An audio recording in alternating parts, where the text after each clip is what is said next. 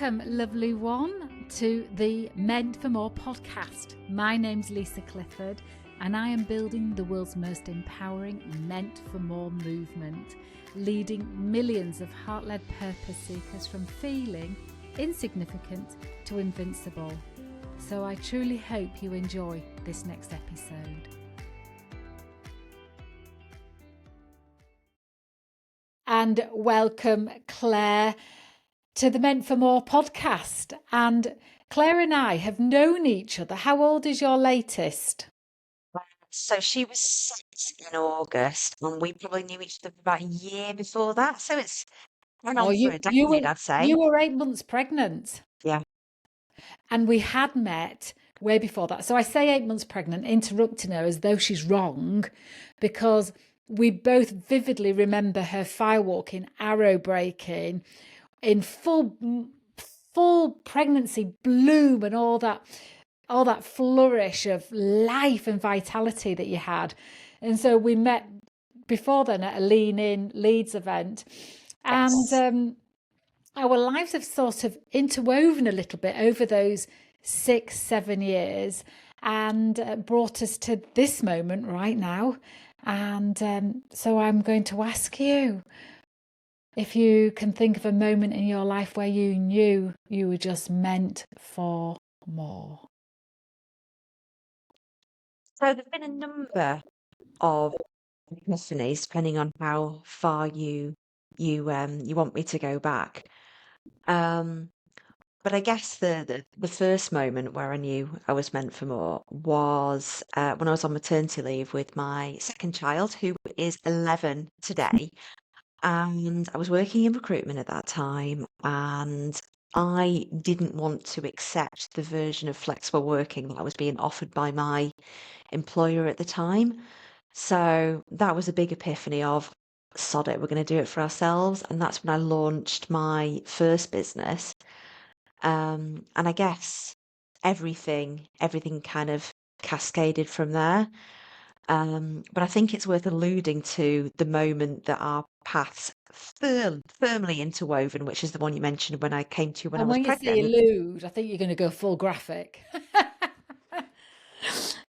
didn't think it was that kind of podcast, Lisa, but I signed up for your Firewalk when I was 7.5, 8 months pregnant with my youngest child, who, as we say, is now 6. And I just had this really strong sense that I was starting to be referred to as mum all the time. And I've got 2 elder children, and I just felt like I was losing my identity. And so I can't even remember where the invitation came from to sign up to the Firewalk. But I just thought, yes, I need to do something to reclaim my identity and prove that I'm not just going to be subsumed into this role of motherhood. And it was absolutely beautiful. And I've still got the arrow that I broke with my throat with all my limiting beliefs written on. I've still got that in my office now. And it's just been one of those gorgeous anchors over the past few years. And I'm sure we're going to come on to why we're speaking today. But yeah, it's a really lovely full circle moment to be speaking to you today. Well, let's put people out of their misery, if they're in misery, that is. Why are we speaking today? Pray tell, Claire, what have you committed to? Well, I am going to be learning to be a Firewalk instructor. Yay!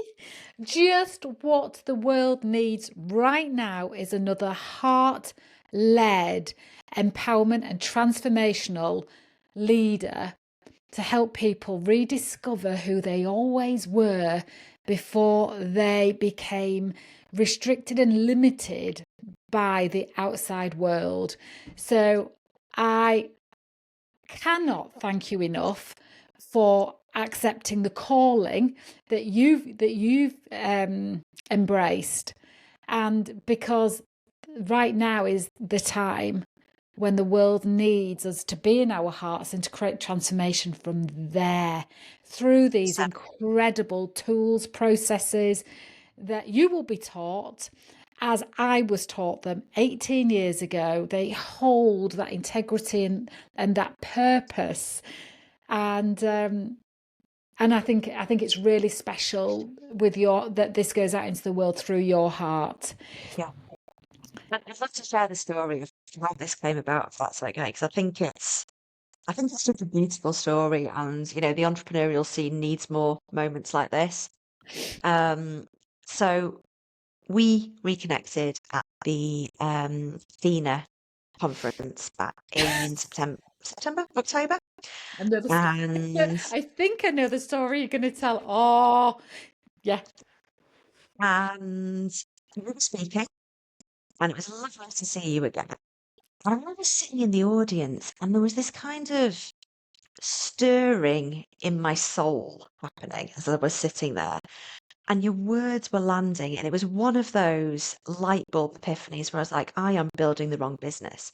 Now, I have got a long history of having that feeling. And my husband and co-director always gets this feeling of like, oh no, it's happening again. Because when I get that feeling, there is no backing down from what we're creating. And he knows that it's going to be burning something down that we thought we were building and starting again. However, he has also learned to trust that feeling as well, because it has never steered us wrong. And as I was sitting in that audience, I just got this sense of we were focusing in the wrong direction. And that feeling was, I need to do this training. I absolutely need to do this training. And it's so strange. And I've learned to trust that feeling so much. And it's so strange. And I walked out of the conference room, and there was a photo of me giving you a massive hug at that Firewalk training. And my friend went, I didn't even trust it. And then everything went quiet for a month or so, didn't it? And then I was at yoga one morning, and I just got this sense going, you need to reach out to Lisa and sign yourself up. And I did, didn't you? I sent you this really long, garbled message just going, I need to be there, sign me up. And here we are. Here we are having this conversation. That is, this is my banner stand that I took to the Athena conference that we're speaking at, that Claire's referring to, because on there, I don't just have great photographs, I have photographs that touched my heart. Yeah. Regardless if they're blurry, if the photograph's blurry. And it is the moment you did that arrow break and we're in that bear hug that I thought we were never going to let go of each other. Because I have this feeling that in the moment that you broke through your beliefs, that it affected and transformed your baby as well. I mean, imagine. Well, In comes my baby, fog-legged version. But imagine being a baby in the womb as the mum is mustering up all her courage to break through the ancestral, those decades of beliefs that have been steering and blocking and limiting her path. Imagine being that baby. Oh. yeah. Do you know what? I'm so pleased you said that. I've never thought of it like that way before, because Bobby is absolutely kick-ass. She is feral. We have said since she was born, CEO or prison. There is no parenting that kid. She does what she wants. She's a nightmare to parent, but I admire her so much. And until you said that, I It all wouldn't be makes sense. surprised. It all makes sense. It's all falling into place, and I blame you entirely. You have to be a fairy godmother. And yes, and to get your because I put a post on LinkedIn, and then you put a comment just of your selfie with your picture on my banner stand behind. We will have to put that picture on the screen now, because That's brilliant, wasn't it? yeah, I mean, if there was ever a sign that you were in the right place at the right time with the right thinking, well, not that it's right or wrong, but the aligned thinking and intuition. Yeah, it's huge, isn't it? And this is what I teach as well. alignment for entrepreneurs. And you might not even know this, Lisa, but since that moment, I went back and I told my co-director slash husband that we were building the wrong thing. And since then, we have launched a new business. We've completely changed our business model, and it's happening. Things are slotting into place. So, gosh only knows where we'll be by February, but there's some ripple effects going on, let me tell you. The noise in the background is a number one fan of yours saying, "Congratulations, Claire." At least that's what I'm going to interpret it as. Bear with me a second whilst I just shut the door they've left open, letting all the heat out.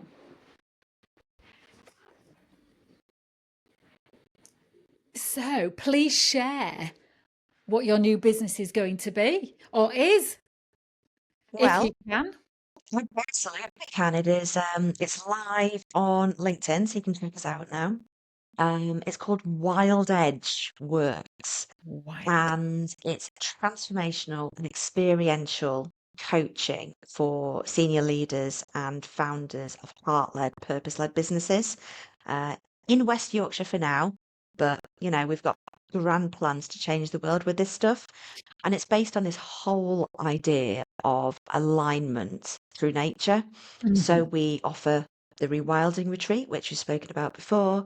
That's in the Lake District. It's 5 days of luxury and adventure and business stuff with like-minded women at the moment, but we've got a men's one coming next year. We do Trailblazer Days, which are one-to-one bespoke expeditions up mountains. And we do business mindset and heart-led coaching, traditional stuff, but still based in energetics and alignment. So that's live. You can check us out. But I shared this with you, Lisa. One of the things I'm most excited about doing this You're saying training is this like it's a secret, and carry on. it's this idea of offering the next level rewilding retreat, the fire and ice retreat. So we already do wild swimming, cold exposure as a facilitator and a modality to transformation. Bringing in fire and walking on poles and just bringing that fire back in the belly. I cannot wait to see what what impact that's going to have in the world. Well, I can tell you, I'm just fresh back from doing November. So I run this training twice a year and it's 6 full days. And sometimes there's lunch breaks, sometimes it's not. It depends where my intuition takes us. As now we've got to do something. But I've just been delivering the Firewalk and Empowerment Instructor training course. And people might be thinking, why walk on fire? And I get that. I get why you might be thinking right now, I don't need to walk on fire. But when it's held in the right way, with the right facilitator, with the right heart, with the right purpose, and is there for human transformation, then the question isn't even present anymore as to why do it.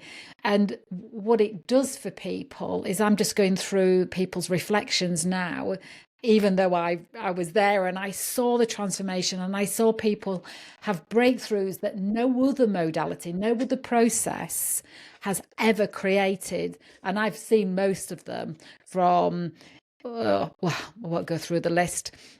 And just that. And I think what happens is that people have an idea in their mind of what they can and can't do. And when they're invited to step up to do it, and then they achieve it, whether it's the board break, the arrow break, the rebar bend, the glass walk, the firewalk. And the firewalk isn't an achievement. It's a belonging.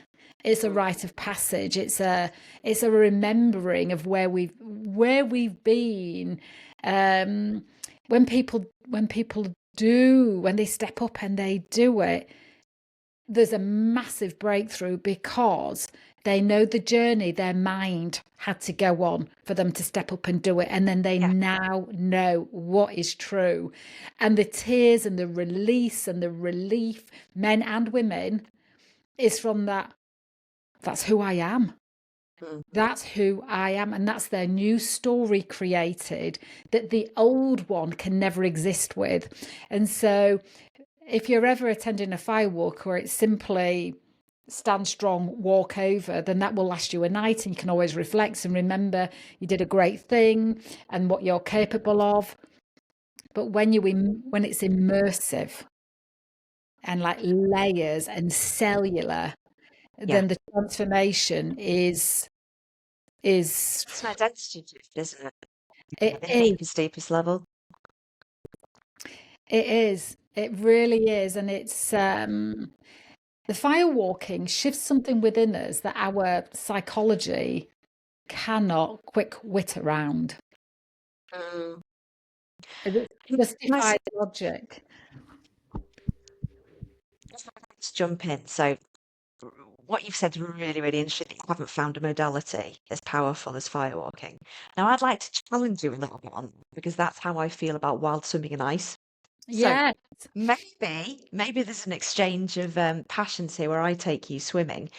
However, I think this is the reason I signed up with you, Lisa, because I want to do this right, with integrity, with love, with wisdom, with a remembering, like you say. So Mm. I went to Cologne last August before last to go and see Wim Hof, Mhm. and I thought I loved Wim Hof. The Iceman he's called, and there was an ice bath experience, and it was a paddling pool in a car park With him. with him.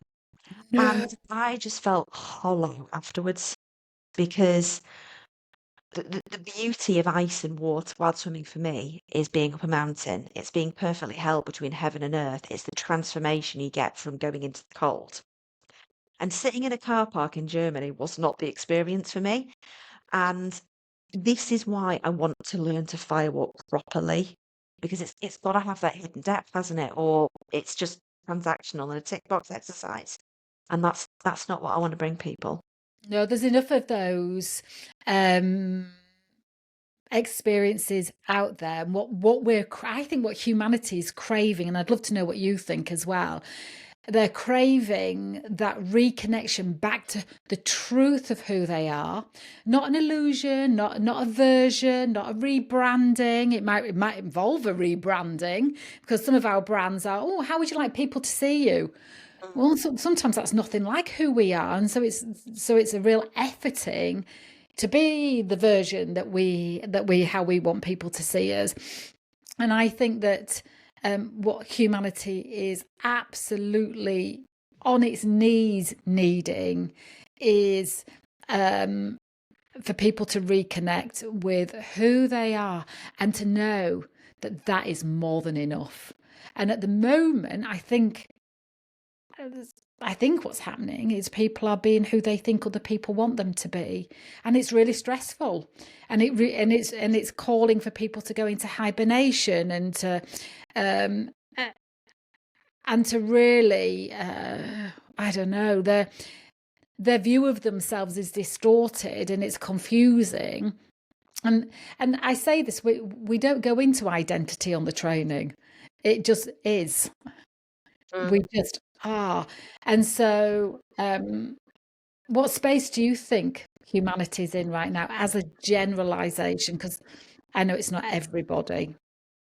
Yeah, I think we're living through very interesting times at the moment, aren't we? And I said this to a client on a session this morning, in that we are, I think the saying at the moment, that we're about to leap forward through 1,000 years of evolution in a very, very short space of time. And as a society, we're left feeling discombobulated, scared, gasping out for strange and wonderful solutions. And this is one of the reasons behind launching WildEdge Worx, is almost to be the antidote to AI.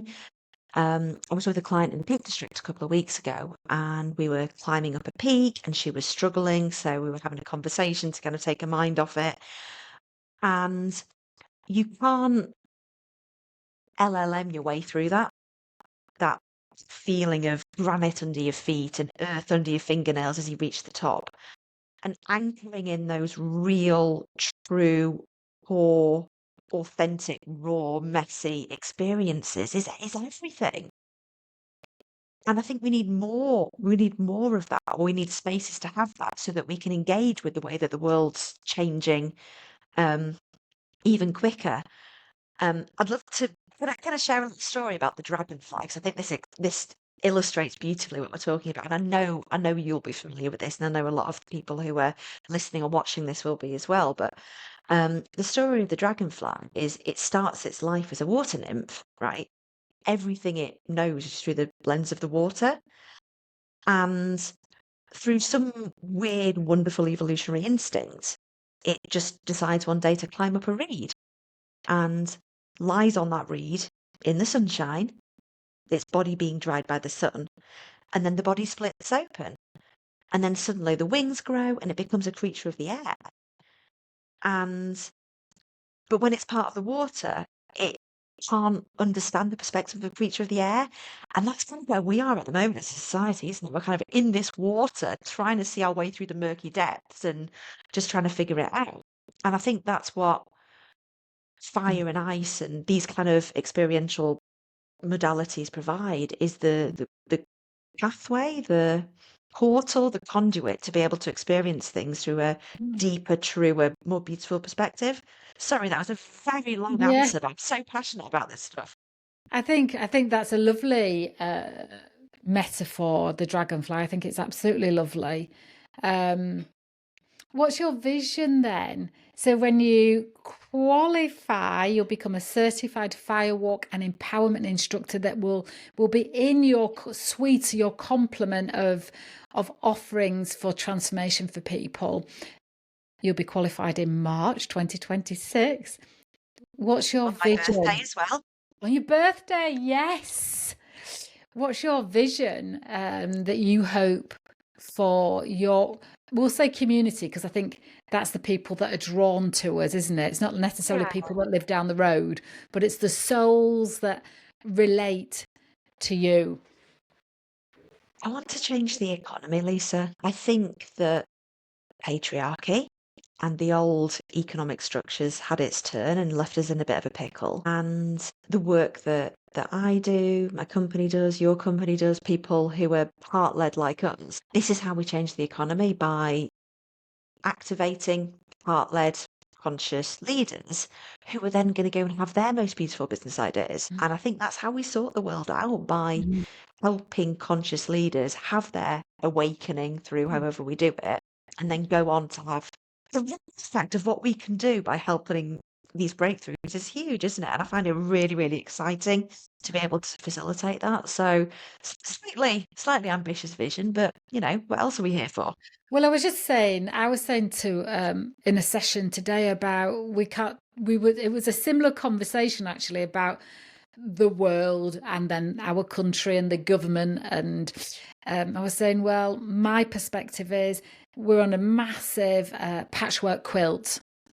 And if we take care of our piece of that quilt, and it impacts the next piece and the next piece and the next piece, then overall, to take on it all is one thing, but to be really conscious in every interaction now, with not just when I'm in my school, my Firewalk and empowerment school, not just when I'm there teaching, not just when I'm on a stage speaking, when I'm at the supermarket, when I'm walking the dogs, that we're conscious with the transference of transformation, if you like. And that's sometimes just a smile at somebody on a day when they're really in their dark inner world.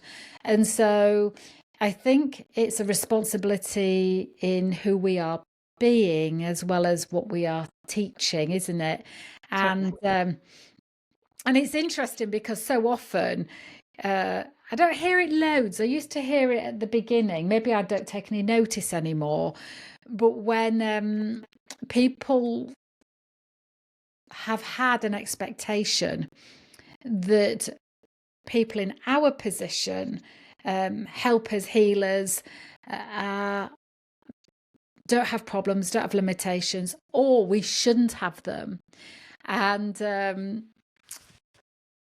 I think the moment we don't have our own self-doubt, our own needing to really pull our courage from our toes, the moment we don't have that, I think is the moment we are disconnected from our purpose. and its value in the world. And I'm just wondering, do you ever, as a coach, as a facilitator, as a teacher, trainer, have people say to you, oh, you have doubts, you shouldn't have that, or you have limiting beliefs, or you shouldn't have it, or shouldn't you have it all fixed and worked out by now? Do you ever have that? Somebody say that?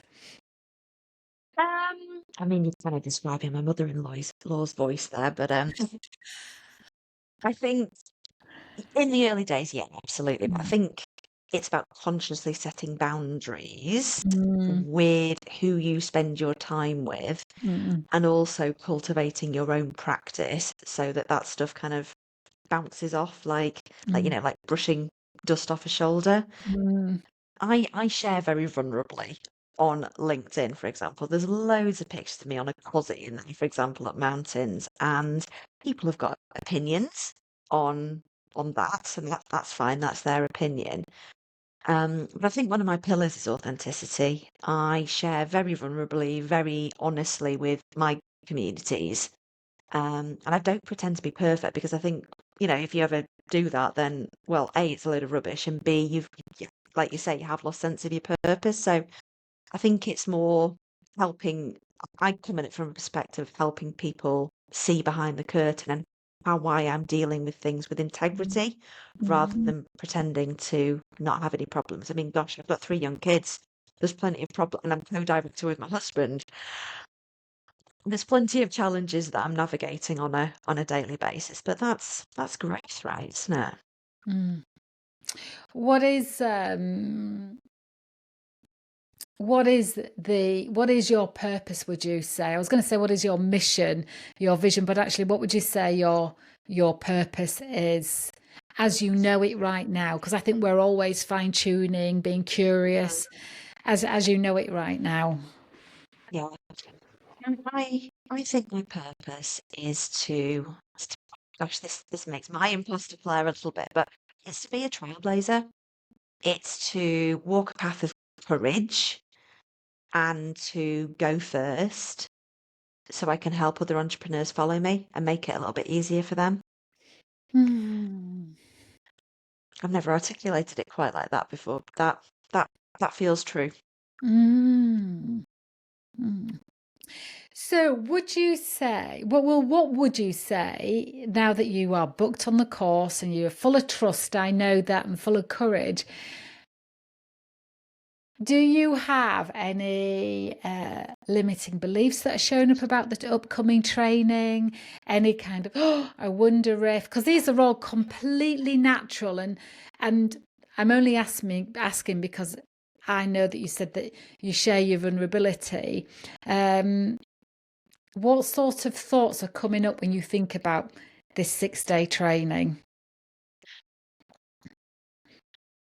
So really practical stuff, which is interesting given how many retreats I've run now. I think this will help me have an extra layer of empathy for the women that are booking on my retreats. So I know that will I like the food? Am I going to have to share a bedroom with a stranger? Will people like me? Will everyone else be able to do it apart from me? And I know this is just my monkey mind trying to throw various objections up to keep me on my comfort zone. But it is so interesting to be on the other side of it. Um, and knowing that I haven't even reached out to you with any of these questions because I trust you and I wouldn't have booked on if I didn't trust that whatever would happen, I'd be safe to go through it. And those thoughts are the most common. I say most popular. They're the most popular ones because it's all totally natural, isn't it? It's like, Mm, what's my environment, and mm. also what's my emotional safety, and then, funnily enough, physical safety is often last. But yeah, they're completely natural thoughts, and what I know is um, it's always exactly as it's meant to be. Do you know, we've Mm. just had an experience for a week where the venue didn't have heating. And it's in the week where the weather plummeted. Not the weather, the temperature plummeted. And yet everybody on the course was so compassionate to me, who knew I was trying to sort it out for everybody. But also they were, somehow this is what we are meant to have. They were all able to get a meaning from it that made sense to them. So I think that's what this course, and I know that you will attract the same kind of people on your retreats, where people are, if I'm responsible for every experience I have, what was it in this that I needed? And so however it weaves and whatever happens, the magic is happening in every moment of the training, or even not, even the moments that are not the training. And one of the comments from last week was, I fully expected to learn from you, Lisa, very, very, very deeply. What I had underestimated was learning from each other in the circle. Oh, and that Nice. was just divine. Divine. I feel a deep, deep part of me relaxing as you say that. It's interesting. And Yeah. for me, this is a huge exercise in surrender and self-trust and letting go. I'm a control freak. Show me an entrepreneur who isn't. And one of the concepts I'm playing with is surrendering and letting go and trusting the right people. So there's also a question I have about, how is this going to fit into my existing offering? And I know at the moment I'm not at the level of consciousness to be able to answer that. Don't know. And that's absolutely okay, because it's going to emerge. I'm a dragonfly underwater at the moment. That's really interesting, because one of the people on the course last week on night one was blown away at the depth, really. She could just really feel the depth of it. And she was trying to imagine, well, how's this going to be? And how's my husband going to be on board? And I'd say to her, it's too early. It's to let the course play out and let the vision reveal itself. Let things take their course and see where you are at the end of it, not through pushing or forcing, but like naturally surfaces. And by the end of it, she said, you were so right. I could not know what I know now on night one, and yet I wanted the whole picture on night one. And I think we all do. I think it's really natural that this we want to imagine our life as it's going to be. So your particular intention and your particular style of surrender and just see how it unfolds is perfect. I can't wait to do the after conversation to this. It's going to be interesting, isn't it? It is. And we will release this conversation as it is. And we'll do the after conversation, but we'll put them together. Is that all right with you that we do it like that? I think that's great. Because what I love about your sharing, Claire, is I think it's helpful. Not that we've done it for this reason. We've really done it for our own journaling, if you like. But I think it's really helpful for people that are thinking of doing this, thinking, well, I have all these thoughts, and right now these thoughts that you've just described are their current blocks. Whereas you're with them and moving forward with them.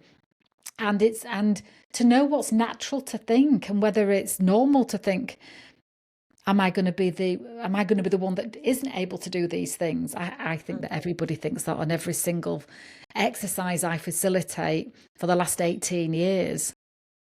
Same with my mowing. And, I guess this is a perfect example of my purpose that you've asked me about before, is that I'm willing to go first. And, if I have to share the warts and all fears and worries and niggles and all the things, then if that can inspire one more person to step forward with courage, then great, bring it on. Yeah. And I think people knowing what's going on in your mind as you step forward is really powerful, because I think there's the illusion that people think we are fearless. And so it's all right for you. You're fearless. You're confident. I am not fearless. I walk with my fear. You know, that talk you saw me speak at, I was nervous for 2 weeks. Wow. For 2 weeks, and it was a 20-minute talk, and it was from my heart, but it was because I was having to give slides. And I like to speak whatever's right in the moment. So the slides were my restrictor. But I honestly, for 2 weeks, thought I wish I'd not said yes. Interesting. Not because I didn't want to say yes, but because I was thinking and living my 20-minute talk for 2 weeks. I'm not without fear. I'm not without reflection of, was that good enough? Was I worth their attention? I'm not without those thoughts, but I do it because of my purpose. What's I your do it. purpose? My purpose is to help people be in their truth and break through those limiting beliefs, and so that they're unstoppable.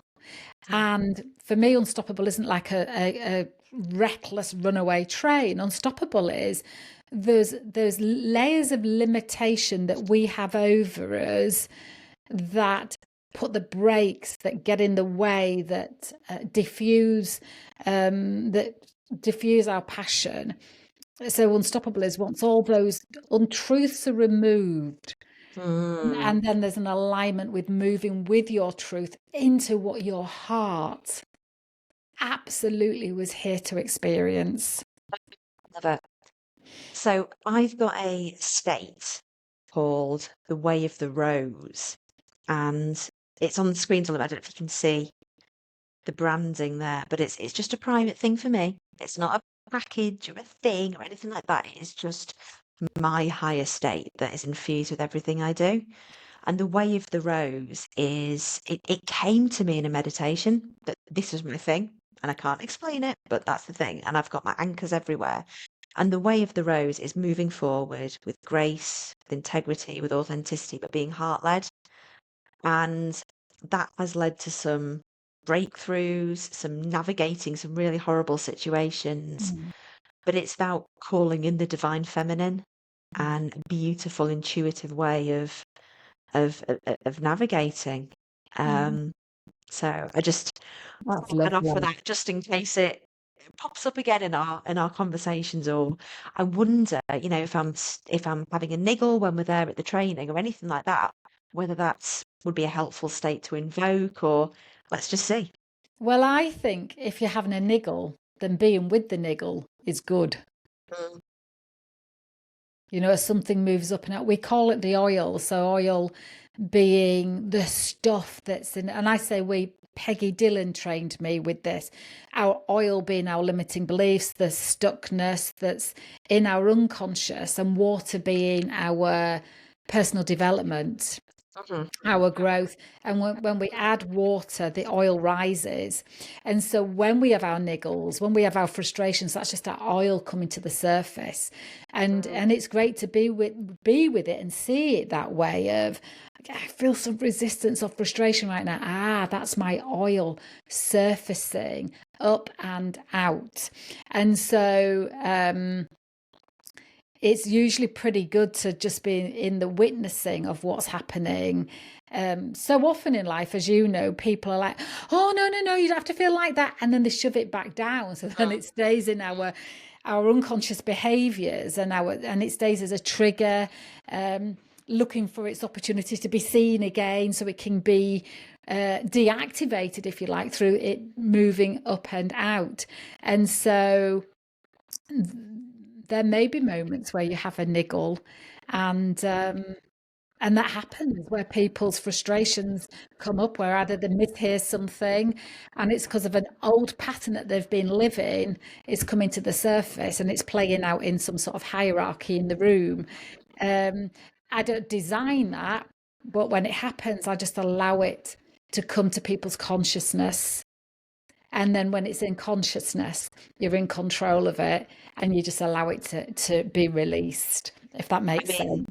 you're singing my song, Lisa. I mean, this is my favorite topic, and I think is one of the most common things that people come to me with is that good girl archetype. We're told to kind of sit in the corner, don't cause any fuss, do what's expected of you. And we're told to squish down our feelings, aren't we? And just kind of Be get on with seen and it. not heard. Yeah, Be totally. seen and not heard. Totally. And one of the most powerful things that I've learned and I teach now is to just be with the uncomfortable feelings, and it's okay. Mm. You can feel all the feelings Mm. and then just release them and carry on, and it's transformative. Mm. But I'm looking forward to you holding to me account and seeing what happens when I raise all my stuff as well. Yeah, and I think the trick is that I won't take it personally. I'll just see it as it's rising, so she can be in her brilliance, even more light, even brighter, and in the true transformation of what this training holds. So that, because I'm always inspired, really inspired by the people who have done the work on themselves, not the people that have learned something. Mm, That's like head stuff. But the people that have gone through the transformation, that when you listen to those people, when you're with those people, you're like, I'm on board, I trust. You don't even need to have shared with the group or with anybody your journey. You can just feel it in them. mm, You can just feel it in them. And then, as in, when I say them, as in you, when you're then going to be leading, people will be able to just feel that this took you on a journey, and it's now you can't not share it. What people say is, I can't not share this with the world. Now I know it, and now I have it, and now it's in my heart. And because a couple of people came on the training for their own personal healing, not necessarily to be a firewalking and empowerment instructor, but just to have the work done on themselves, and left saying, oh, I've got to put my big girl pants on yeah, and take this out into the world, because now I know it's what it can do for people. It's wrong for me to keep it to myself out of fear.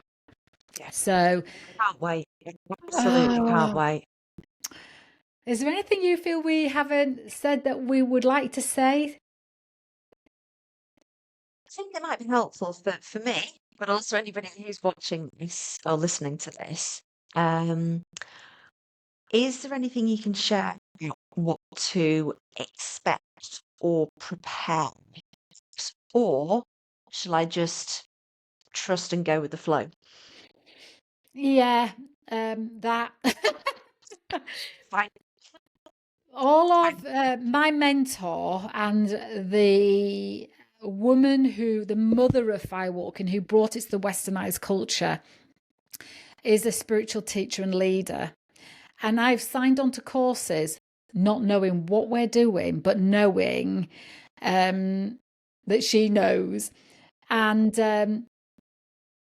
I think the best state of being is without the thinking mind needing to imagine what we're going to do. I would ask that exact question you've asked. What do I need to do or prepare or know about that will make me in the best state to receive everything the course has to offer, and everything that's around it? Mm, But actually, the just showing up and trusting and backing yourself, like, I know I've made a great decision in that this felt right to do, is the most perfect state to be in. And then the willingness to trust every single moment, the planned, the unplanned. We had a moment on the training that I could never have planned. And I decided to teach the board break in a way I've never taught it before. I never would have planned on teaching it, but we did it in such an incredible way that something had happened on the training externally that had like been that niggle. It was actually nothing to do with the training. It was an interruption that we'd had by the venue and the owner of the venue that had pierced our sacred circle we'd created. And we're working on layers and layers, and people are going to layers and layers that I don't manage. We're just in it. And so I had this energy in me, and like, I've got to. So people were eating the lunch, and I was like, now. And everybody looked at me like, she means now. They put the spoons down. We moved into the room and we did. I won't share how we did it because I might want to duplicate it again. It was so good. But we moved it. We all had this energy in us of, and it could be anger, it could be frustration, it could have been resentment, it could have been whatever it was. We didn't need to name the feeling, but we all did the board break and we moved that feeling. So we used the board break for a brilliant exercise of moving an energy through us into fuel for healing and alchemy that just was perfect in that moment for that group. And then when we did the shares right after doing it, and we did it more than once, I said, how do you feel? And Helen said to me, well, when I was on my second spoon of my lunch and you said, now, how could we not trust you? With everything that you have given us, every moment you've held us in, how could we not trust you when you say now? And something shifted and something bonded. And I didn't plan that. That way of doing it wasn't in the manual. That way of doing it was instinctive to that moment, to that group, to that environment, to that. So I adjust all the way through, all the time. Was there any better feeling though as a facilitator than that inspired idea? I live for them. They're amazing, aren't they? Where you just, this is Yeah. what this group needs. Let's make it happen. And it just turns out to be the most perfect thing ever. And it's just joy and a privilege, this work, isn't it? It is. It is. In my training, I say there are meal times and there are break times, but it's all very fluid because I work in a way that holds people in their optimum. And that's a reading of them. It's not a clock. And there are some trainers that want to stick, right, if we're saying lunch at 12, we will have that thing finished at 12. And I think, well, no, we are residential, so I can give you everything possible so that you're a success when you leave, so that I leave nothing. I leave nothing. Is it called nothing on the pitch? I leave nothing on the pitch. And so I like, today's the first day that I've been. It finished nearly a week ago, 6 days ago, and today's the first day I felt like ready to give again. Yeah. But it's intuitive, it's aligned, and everything I do is so that everybody in front of me, it's for them. Yeah. And the team show up, the team pay to be there. So the team pay to be the team, because that's the level of support I want every student to have, that there are people there and pay to be there because this mission, this vision, this training is so valuable. And they work in a way of, they have to work with me. They have to work with me, and I'll say, now we're going to do that, and they move because they've already done the training with me, so they know, and all of their focus is on those students, but they don't teach. So if any of the students ever say, oh, what do we do in this situation, they refer it to me. So it's one voice, one, they've been a student, they're graduates now, they've maybe run a Firewalk or maybe run some sort of empowerment event, but I'm the trainer. They support, and we've got a wrap-up call tonight to go through a continuous improvement process that they've instigated. I mean, I wanted it, but they've made it happen. And I think the level of support you have on these things, on your retreats, on this training, has to be world class. Yeah. Whilst they're still their own personalities, they're still on their own journey, they're still in their growth, they're still in their curiosity, as well as one Mel did her final share, and I thought those words should have come from me, but I could not have put them better. She just said, this is bigger than us, this work is bigger than us, this is God's work. How could I not be here in service, not just to you, but to this training and to this mission? I was like, wow, that came straight from her heart. And I thought, I could not have put that better. It's just, I'm just a lucky girl. No, I am not lucky. I am in gratitude, Yeah, and blessed to have created this and to attract the people I attract. yeah, yeah. Oh, I'm excited. Where's the time gone? We've chatted for 50 minutes. So, Roses. what will you say is a closing moment? Oh, I can and I will. Watch me. Aho. It's exactly as it's meant to be.